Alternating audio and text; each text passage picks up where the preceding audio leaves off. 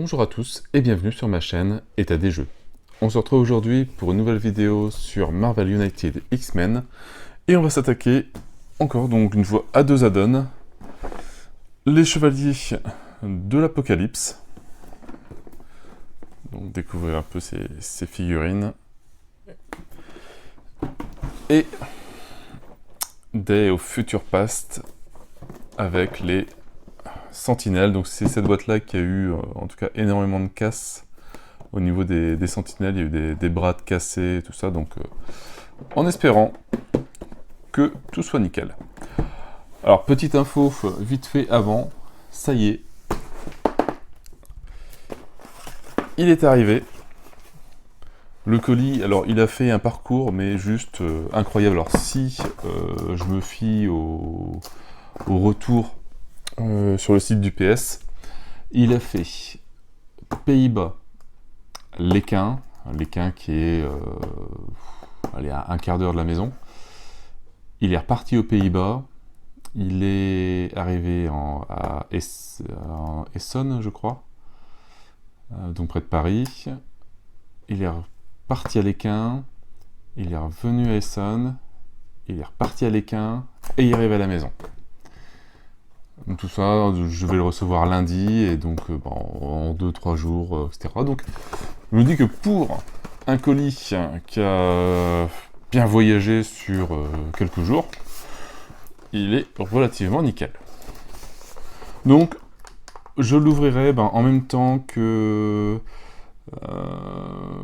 la vidéo avec les tokens en plastique, avec en fait, tout ce qui est un plus pour le jeu. Donc les tokens en plastique, les lieux en carton plus épais, et les dashboards des méchants. On ouvrira le playmat en même temps, mais voilà, en tout cas c'est reçu. Ça fait du bien, donc là j'ai tout l'intégral. Allez, on commence par les Chevaliers de l'Apocalypse. Ouais, ça va aller. Fin de journée. Donc pour rappel, Marvel United, donc un jeu Cool Mini Aeronaut et Spin Master Game. Alors on va voir ça doucement.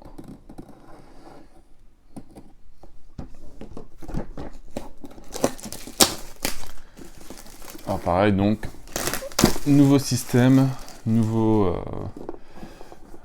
grand dashboard que l'on va pouvoir mettre au niveau du milieu du jeu. Hop. Pareil, les images, elles sont tout simplement magnifiques. Alors, welcome to the apocalypse. Donc on retrouve alors famine, war, pestilence, death et apocalypse, et un petit cube en plus. Donc là, il n'y a pas de héros du tout, il me semble pas. J'ai vu s'il y a des figurines violettes. Ah si, il y a Apocalypse quand même qui est violet. Bah non mais j'ai pas besoin de regarder sur la boîte, c'est marqué ici. Donc il doit avoir des cartes de héros de Apocalypse. Bah oui, marqué là.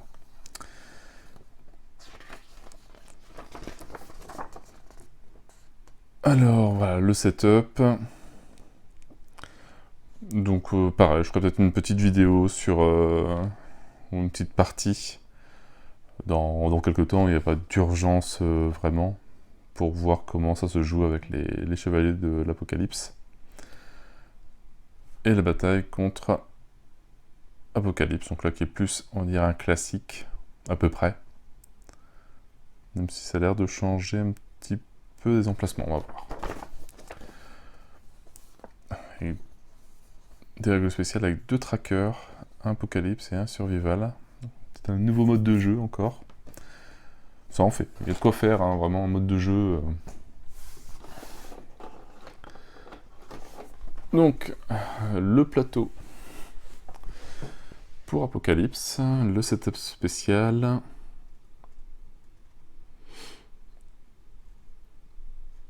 Ah donc il y a un certain nombre de cartes qu'on enlève pour le nombre de joueurs, entre 2, 3 et 4. On enlève 2 cartes ou une carte.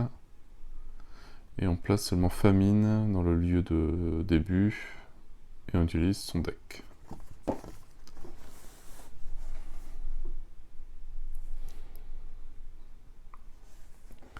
Alors, règle spéciale. Donc les missions ne sont pas utilisées.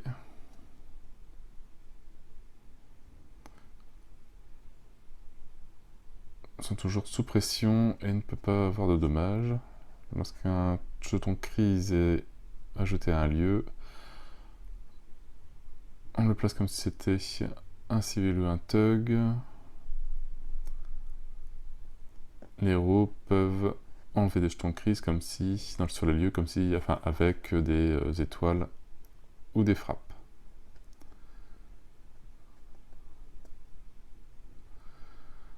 Alors, les chevaliers sont battus. S'ils n'ont pas réussi, peut-être les règles.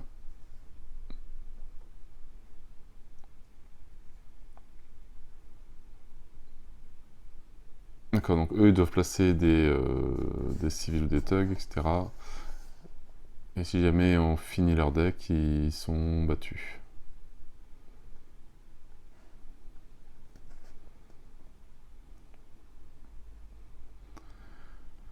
Alors, chaos, Villainous Plot, famille noire, pestilence.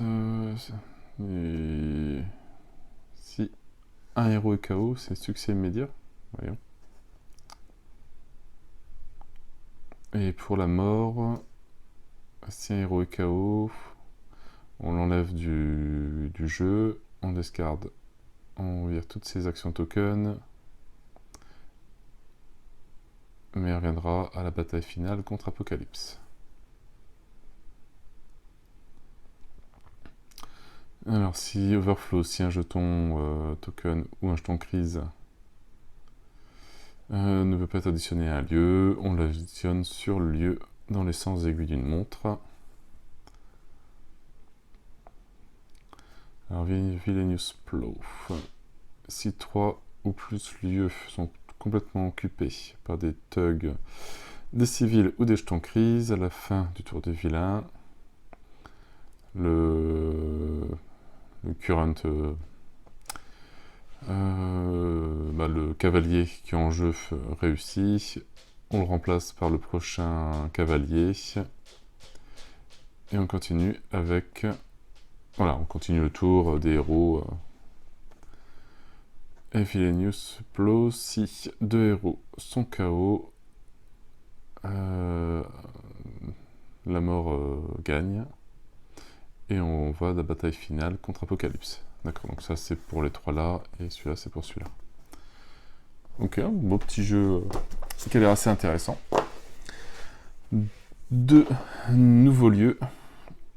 Starlight Citadel.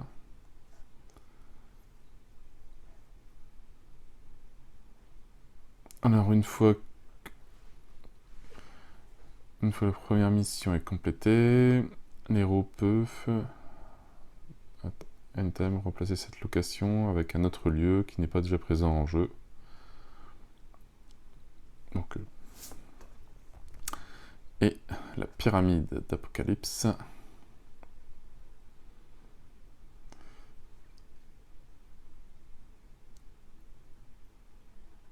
Alors, tant qu'il est dans ce lieu, les vilains ignorent un dommage à chaque tour de héros. À la fin du tour, vous devez enlever une carte de votre main et la mettre en dessous de votre deck. On perd des points de vie en restant là-dessus. Je crois qu'il n'y a pas beaucoup de lieux comme ça où on perd des points de vie. La carte d'Apocalypse. En règle spéciale, un gros paquet.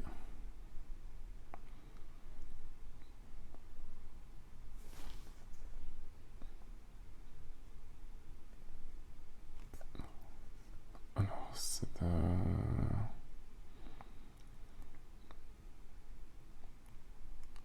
alors qu'il y a un master plan Age of Apocalypse Begin et le place à côté du deck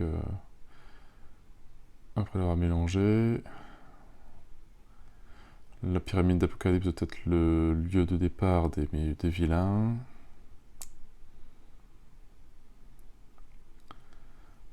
Starlight Citadel doit être le lieu des héros. On place les cartes missions aléatoirement sur les 4 autres locations. avec leur corresponding figurine de vilain. Placer l'Apocalypse Tracker et le Survival Tracker sur le 0 de la piste Apocalypse. Si on joue en mode super vilain, on commence avec ces icônes là.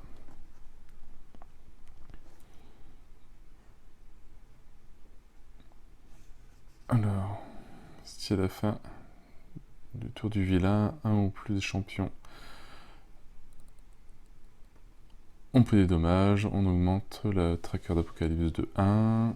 Lorsqu'un héros est KO d'Apocalypse, on ne fait pas le BAM de l'Apocalypse, mais on augmente le tracker de 1.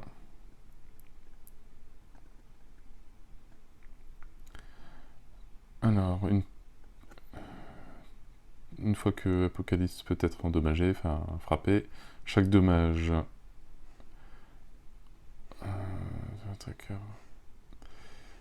chaque dommage qui a été fait augmente le tracker survival de 1 et chaque complète mission augmente le tracker survival de 2.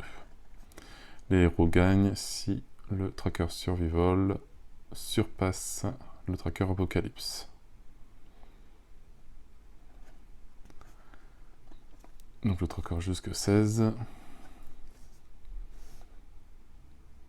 Voilà, donc si jamais il arrive à 16, le tracker Apocalypse, le jeu est perdu.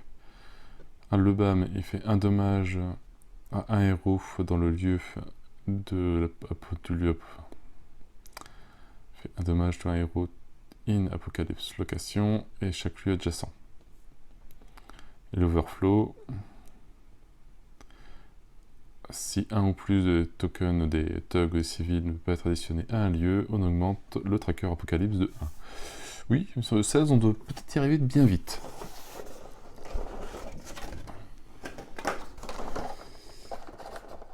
Alors, le petit cube d'Apocalypse.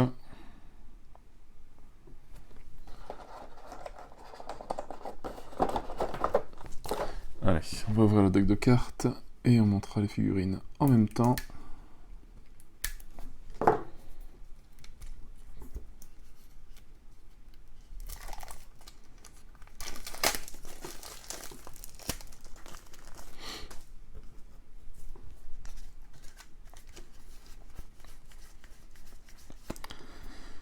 Donc on va commencer par la figurine qui peut être aussi gentille.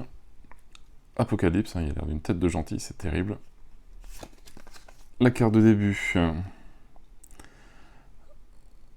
Alors, donc tirer une carte, aussi autant que cette carte est face visible dans la storyline. Lorsque vous êtes KO, le vilain, enfin le méchant ne peut pas faire son BAM ou un autre effet alternatif. Ça peut être pas mal. Alors, du mouvement.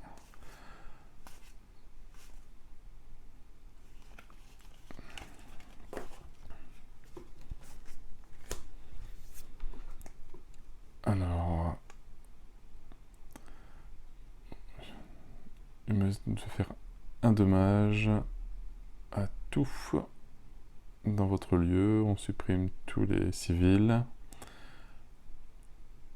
Et à la fin du tour, on retourne cette carte.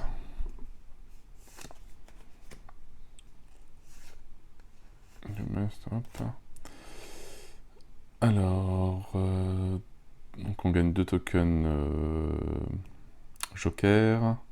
Et à la fin du tour, on retourne cette carte.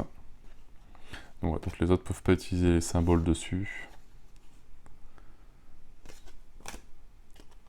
En tout cas, il y a beaucoup de jokers pour celui-là. Et ici, on doit tirer 2 cartes si possible, et on retourne la carte. Alors, voilà. Voilà. La figurine d'Apocalypse.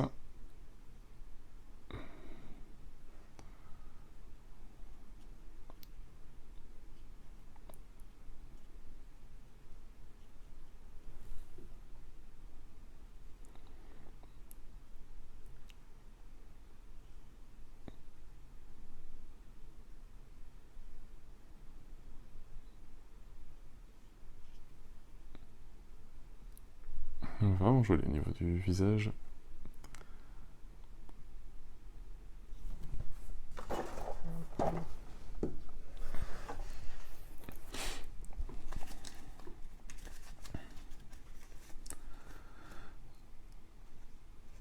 Alors...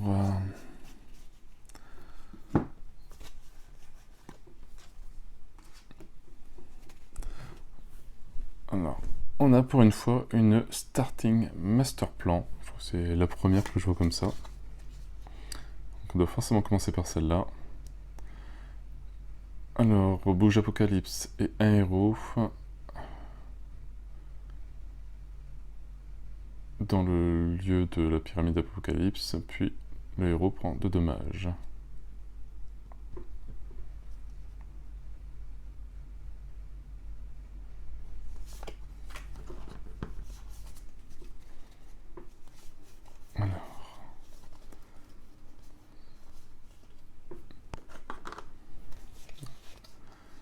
Un style de jeu un petit peu différent. Alors, Calling the Horseman. Chaque cavalier active leur BAM. Bring back un random defeated Horseman.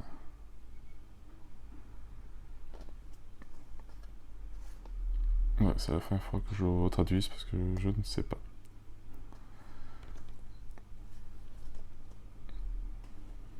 Donc là, pareil.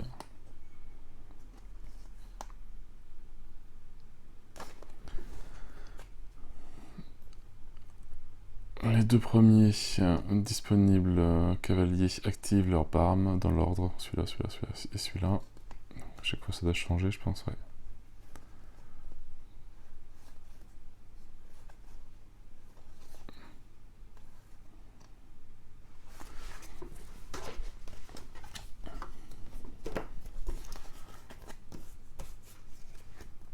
Alors, qu'est-ce qu'il a comme carte aussi? Si Famine est en jeu, elle active son BAM. Si Famine est battue,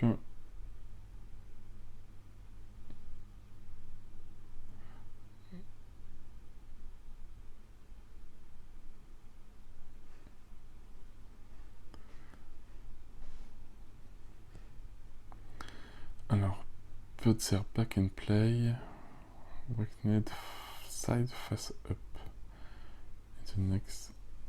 Oh, je sais pas ce que c'est ce mot-là. Awakened. On va peut-être découvrir ça au fur et à mesure. En tout cas, il y a une carte pour chaque. Pestilence et la mort. Au cas où on verra pendant les stick parties comment ça se joue. Ah bah c'est peut-être cela, bah oui, voilà. C'est ces cartes-là.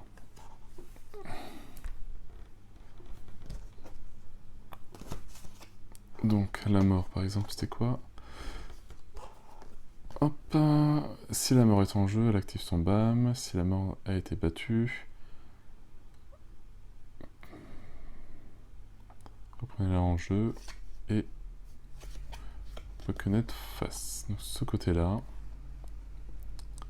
Dans le prochain lieu sans mission. Puis on joue une autre carte master plan. Donc voilà, donc ça devient aussi une mission après. Bouger la mort. Dans le prochain lieu. Dans le sens aiguille d'une montre. Avec tout héros et fait 2 dommages à un héros. 5 points de vie. Et de l'autre côté. Bouger la mort dans le prochain lieu sans aiguille d'une montre avec des héros et fait un preventable damage. Des héros qu'on peut pas. De dommages qu'on peut pas annuler. Un héros. 6 points de vie, 5 points de vie, donc à chaque fois il y a voilà, un côté nickel, un côté un peu moins. Pour Pestilence. Alors, bouger fait silence dans le prochain lieu sans aiguille d'une montre qui n'a pas de thug, pas de civil, et fait un dommage à un héros présent dans le lieu adjacent, avec 4 points de vie. Et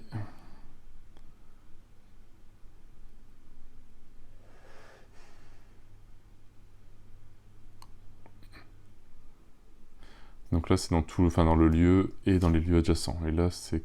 Ah si aussi. Donc quelle différence? Donc il n'y a pas 5 points de vie, là on a 4. Bon c'est pareil je pense. War, 4 points de vie. Donc pareil.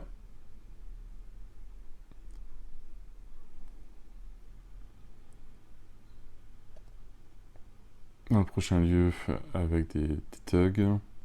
Il fait un dommage à un héros présent, puis il fait un dommage à un héros dans chaque lieu avec des thugs.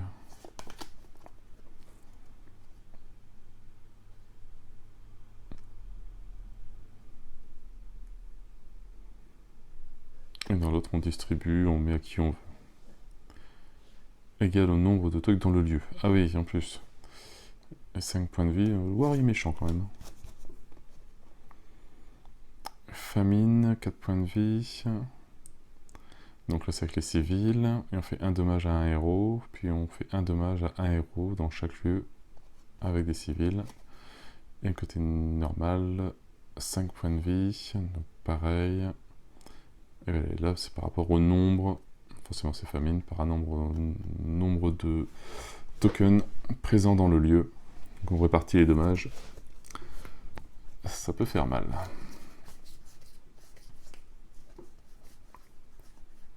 Hop, alors, est-ce qu'il y a...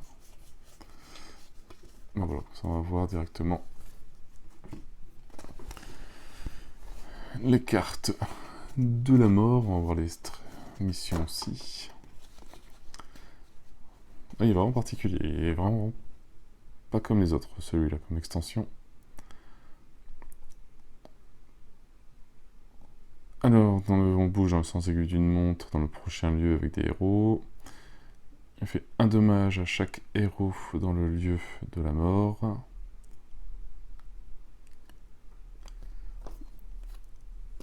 Alors, pour chaque Shading Chaos, donc les cartes missions en jeu, et chaque Shading Card Master Plan dans la storyline. Alors par contre, je ne sais pas ce que c'est comme carte.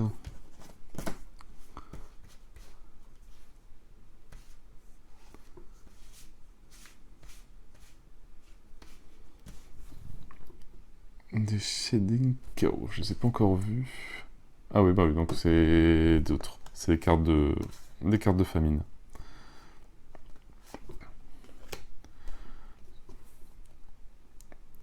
Donc faire un dommage dans le sens inverse aigu d'une montre. On fait un dommage à chaque héros dans le lieu de la mort pour chaque carte Fair Rising en jeu. Et dans la storyline aussi, donc je pense que c'est pareil, c'est des cartes. Ah non, c'est famine aussi, non, c'est chaque. Il n'y a pas que. Bah ouais, c'est un Fair Rising, c'est ça. Voilà, j'ai qu'à apprendre à lire, et là c'est un Shading Chaos.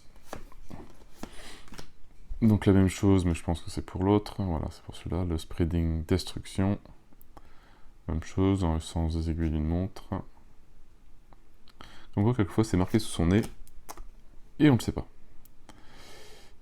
Et dernier, dans le sens inverse aiguille d'une montre, on fait un dommage à chaque héros pour chaque Horseman Calling.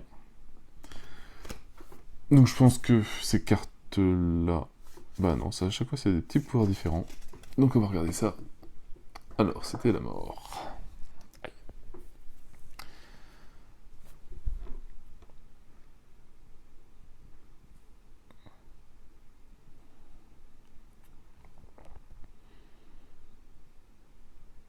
C'est pareil, très jolie figurine.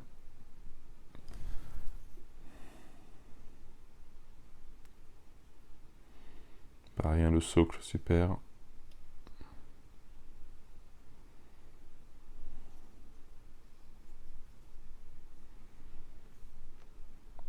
Une belle petite prestance sur le terrain de jeu.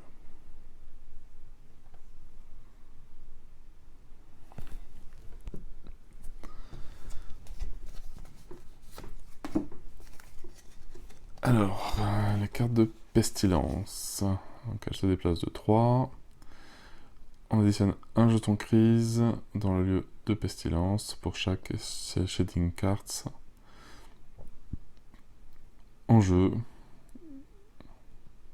et chaque carte dans la storyline.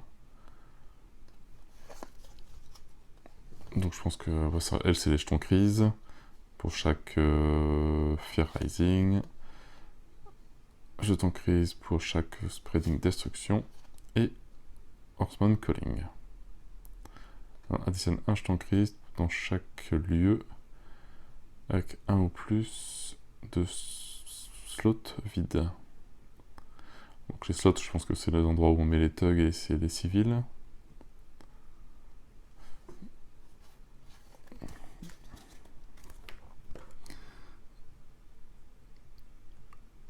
Donc c'est famine. Allez où? Alors que je me trompe pas. Non, c'est pas famine, si. C'est pestilence. N'importe quoi.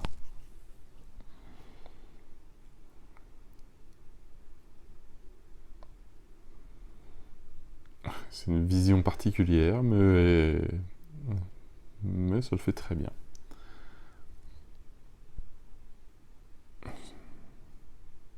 Plutôt qu'avoir des chevaux morts-vivants ou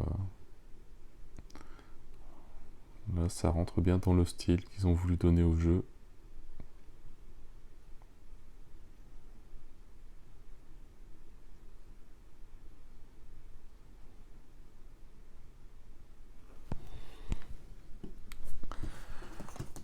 Alors, qu'est-ce que... War, qu'est-ce que ça va être pour lui? Donc, bouge de 4. Additionne un thug dans le lieu de War pour chaque shading card. Ah oui. Donc là, il bouge de 2. Ça peut monter très vite, les thugs. On bouge de 3. Pareil. Il bouge de 0. Et on additionne un thug dans chaque lieu avec un ou plus de lieux vides, enfin de slots vides.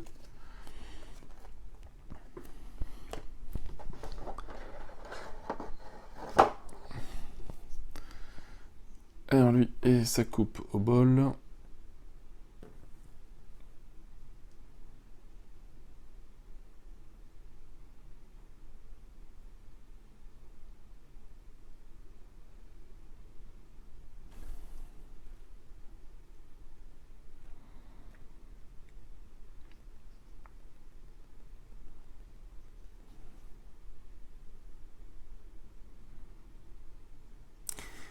Quand même une coupe assez particulière.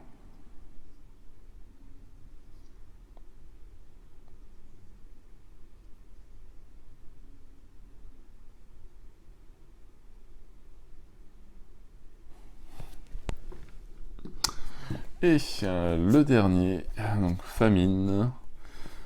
Donc famine qui a rapport avec forcément les civils. On bouge de 2 et il rajoute donc un civil pour chaque shading card. Donc l'overflow peut arriver très vite, hein, je pense. Hein. Donc bouge de 3, il rajoute des civils. Il bouge de 4, il rajoute. Et on donne un civil dans chaque lieu pour chaque slot vide.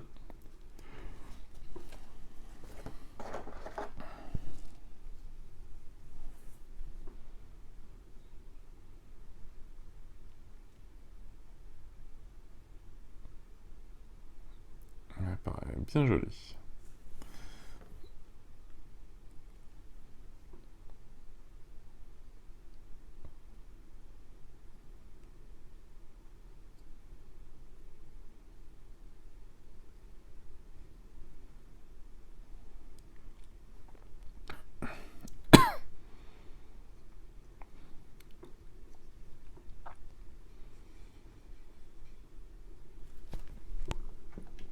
je pense qu'il nous reste l'émission à voir.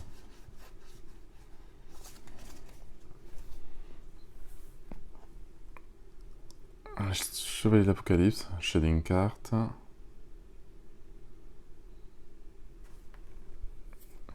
Voilà, et cette mission influence les master plans, Shading Card. Voilà, ça influence la Fur Rising, ça influence le Spreading Destruction. Shading Card.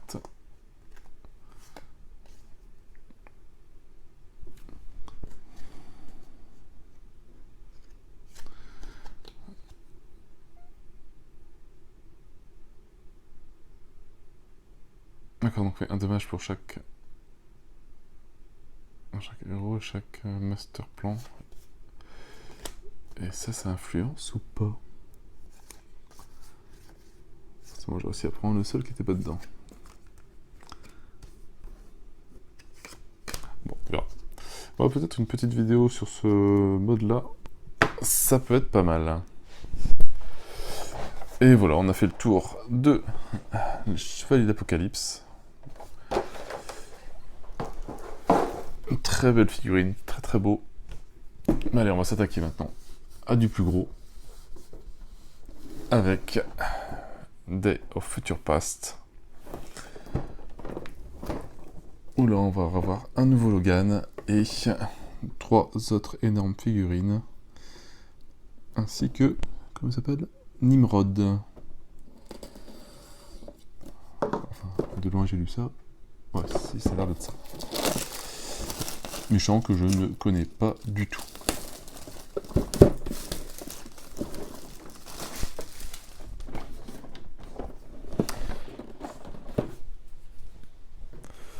Alors attention, suspense.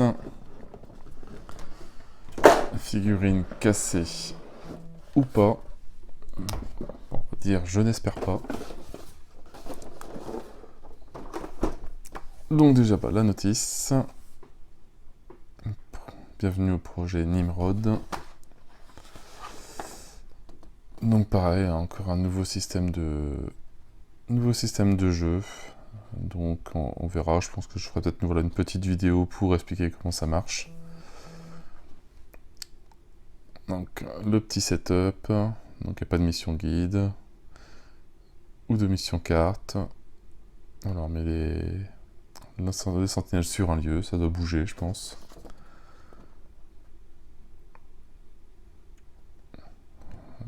Un solo mode.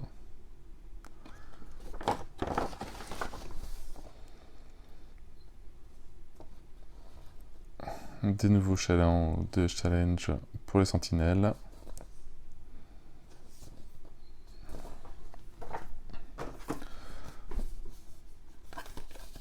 Alors, des petits tokens.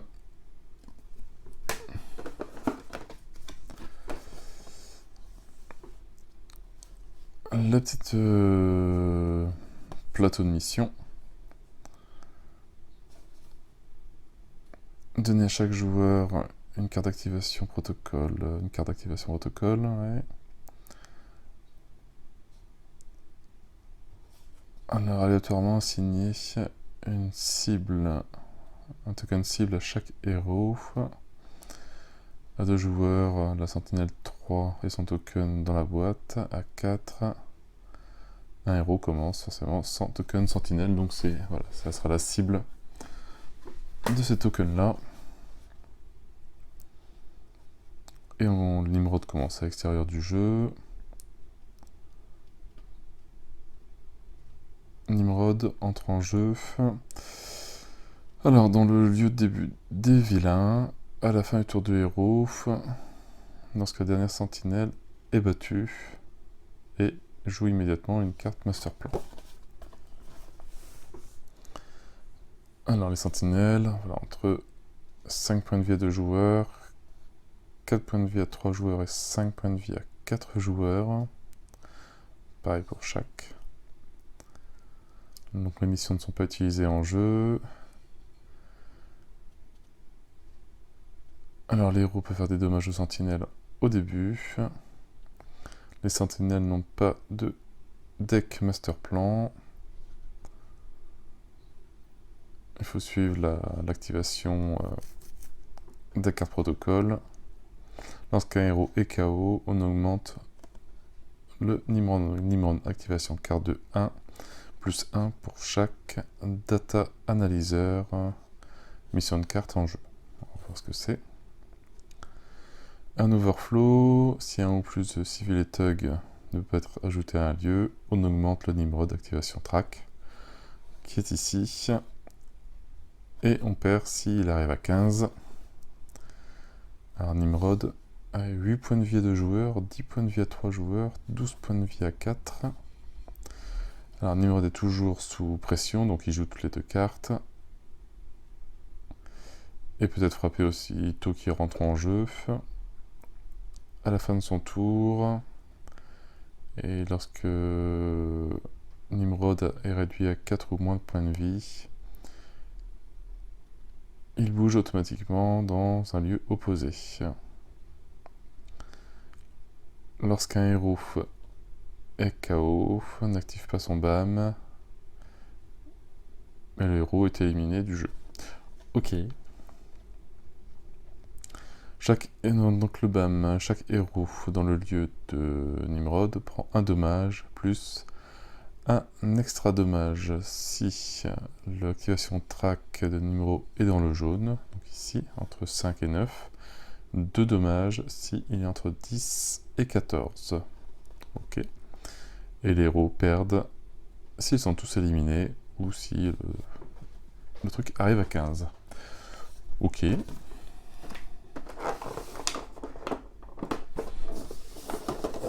Alors, ça m'a l'air entier tout ça.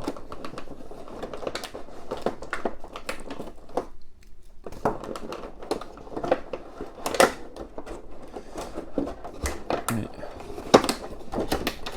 j'en ai un qui est... ah bon, j'ai juste ça qui est cassé. Ah bah non. J'ai un bras qui est tombé. Un bras qui est là. Mais bon, c'est juste décollé, c'est pas cassé. Rien de grave, en plus c'est dans la jointure, ça ne se verra pas du tout. Je préfère à ça, parce que... bon, je suis un peu explosé, le playmat, le truc à la fin, au fond, mais bon, les figurines n'ont rien. C'est le principal, mis à part un bras cassé.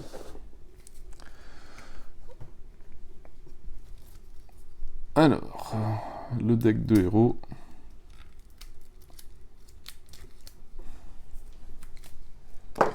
Enfin, deck de cartes.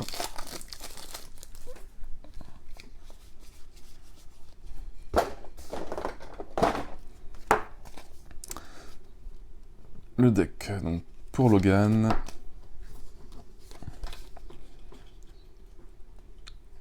Alors, aussi longtemps que cette carte est face-up, on peut ignorer un dommage durant chaque villain turn.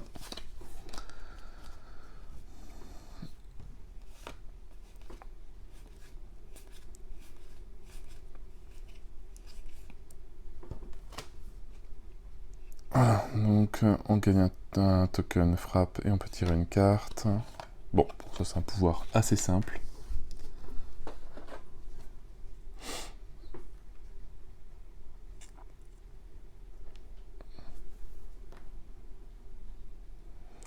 Alors, je sais plus ça fait combien de Logan qu'on a. On l'avait déjà dans la boîte de base, la core box. On a le hall de Logan. Le projet X, je crois.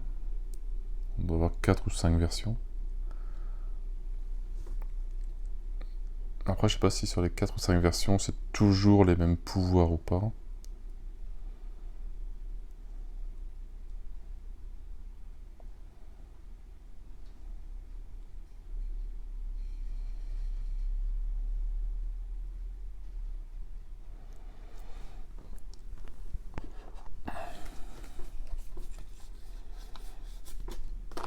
Alors, le deck du vilain.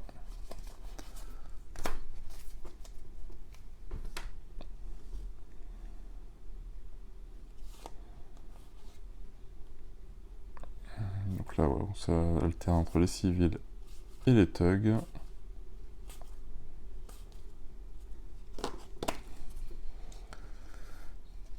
Alors, Nimrod retrouve un point de vie pour chaque héros encore en jeu. Il peut dépasser sa valeur de départ.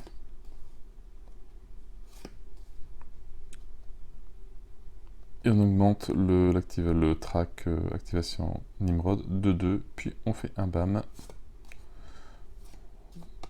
Ce qui peut faire mal. Perdu, c'est là. Les petites missions.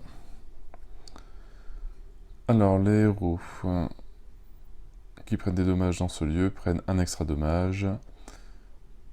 Lorsque la mission est nettoyée, on diminue l'activation Nimrod de 1. Pareil.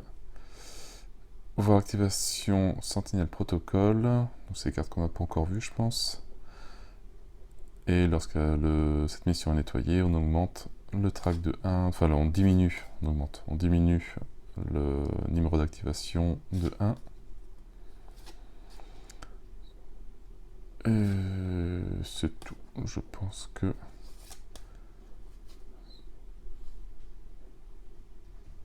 Ah, et celle-là, donc c'est voir la règle spéciale des sentinelles sur le vilain dashboard. Puis, lorsque ça s'est enlevé, on diminue le numéro d'activation track de 1. Alors, on va regarder ces cartes-là tout de suite, les cartes challenge. Voilà, hop.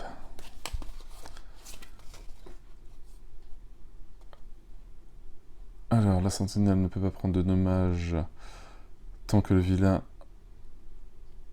est sous pression. Après chaque tour de héros, la sentinelle,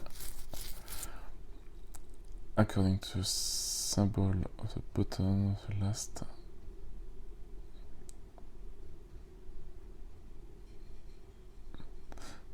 D'accord, donc c'est des petits pouvoirs en plus, selon par rapport au symbole qui est sur la carte, la dernière carte du héros en jeu, dans la storyline, selon le symbole.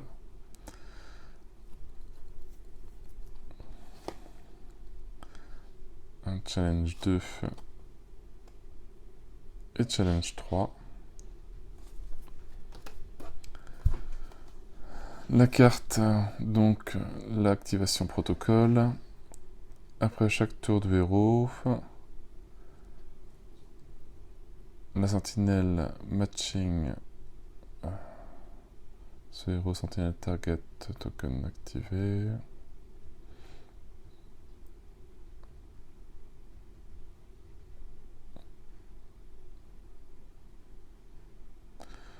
Look at the symbol of the bottom of the last. Donc après on fait les symboles qui sont derrière. Sur les deux dernières hero cards.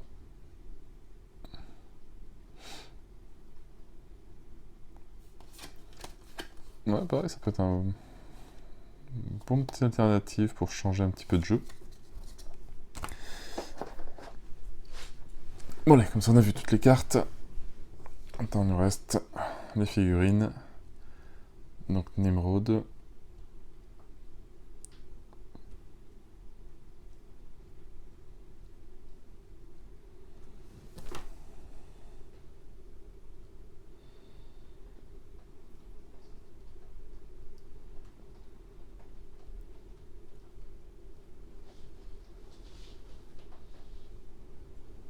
Pareil, ouais. Pas un morceau que je connais. Alors, là, je vais dézoomer parce que les figurines sont assez grandes.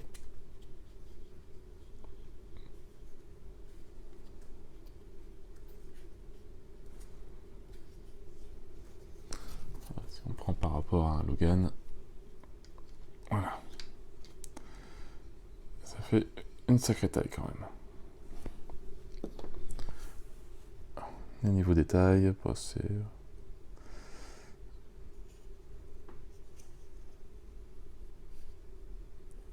très très joli.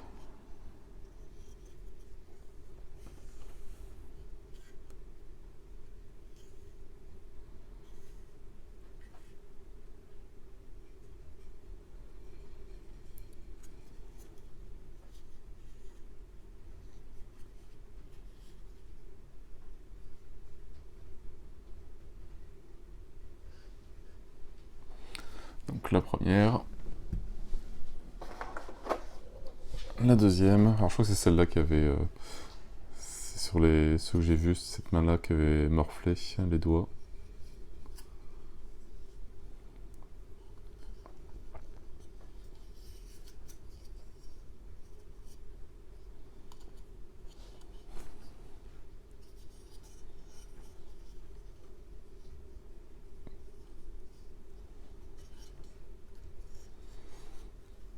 Ça va être assez impressionnant sur le terrain de jeu qu'on a l'habitude de jouer avec des petites figurines.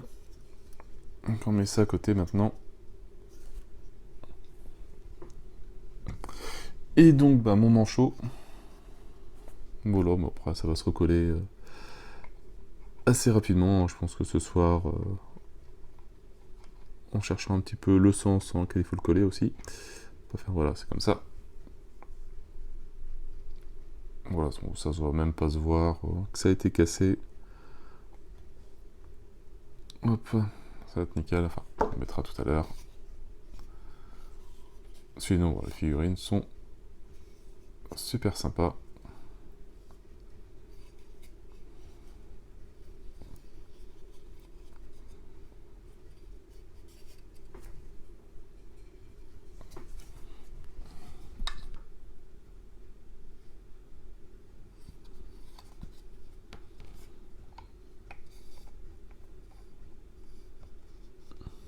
Non, ça va vraiment pas se voir. De toute façon, c'est un bras qui a déjà été collé à la base en usine, je pense. Voilà, juste vraiment à trouver le bon angle pour le mettre.